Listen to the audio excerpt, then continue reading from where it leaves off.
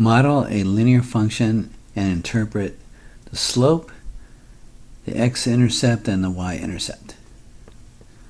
So we have this situation here. In 2000 there was 20 pounds of pollutants in a lake.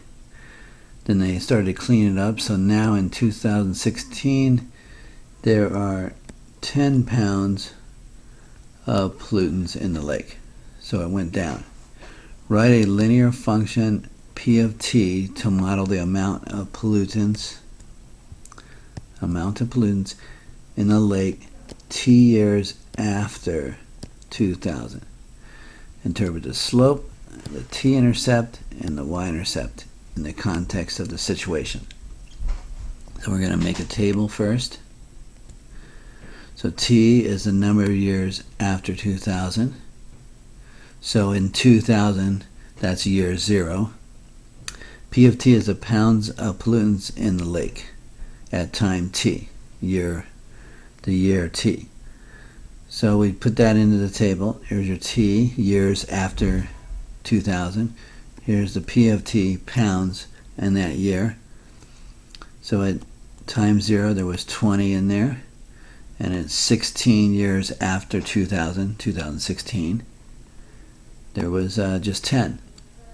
So then we figure out the slope, and I always do the ending point minus the starting, so that'd be 10 minus 20 in the delta y, and then 16 minus 0, and keep everything consistent.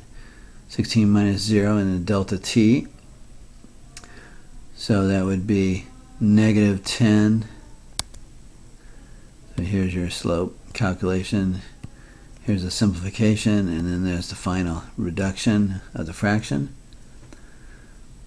And we get lucky because we have the y-intercept sitting there at 0,20, so we don't have to use the point slope formula. We can just use the slope-intercept formula because the y-intercept is 0,20.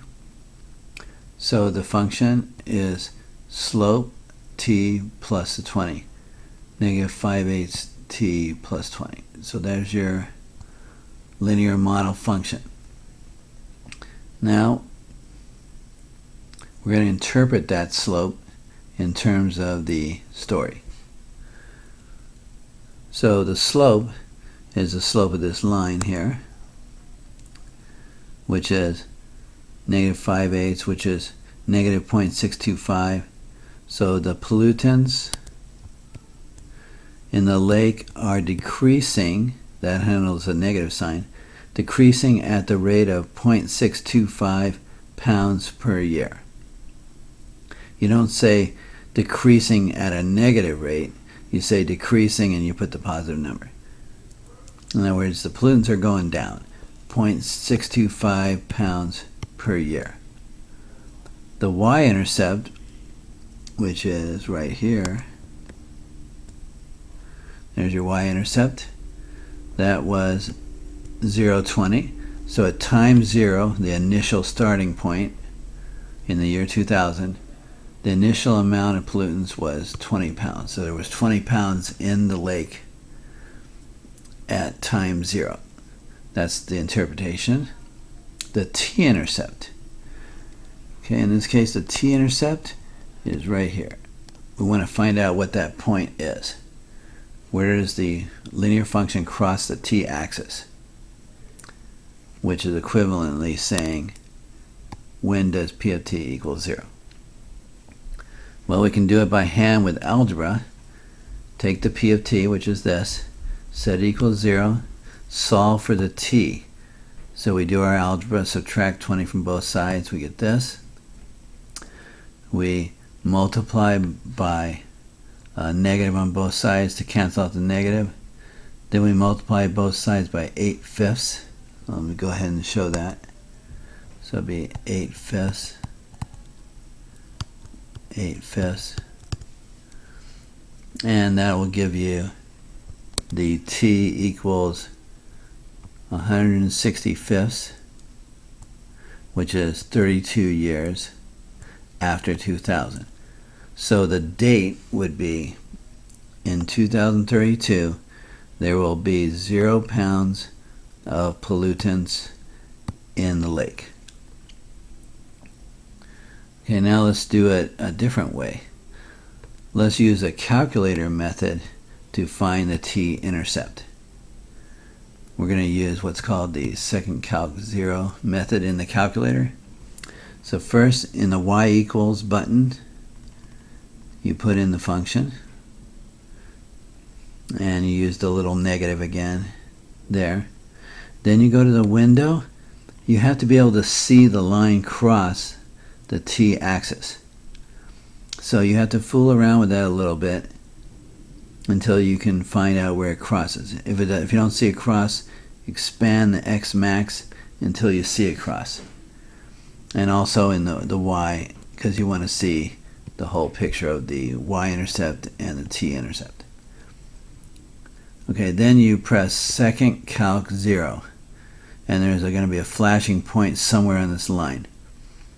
You arrow over till you get to the left of the 0, because here is the 0. You want to be to the left of it somewhere. So you arrow over to the left and press enter, and you're going to see this here. Then you press enter, like I said, and it puts a little triangle up there saying that the 0 is somewhere to the right of that left boundary. So you press enter, then you scroll over till your cursor is to the right of the 0, and you press enter. And now you're going to get this picture, and that means that the root is somewhere in between here and here, which you can see it is because it's right here. Okay, then you enter the guess.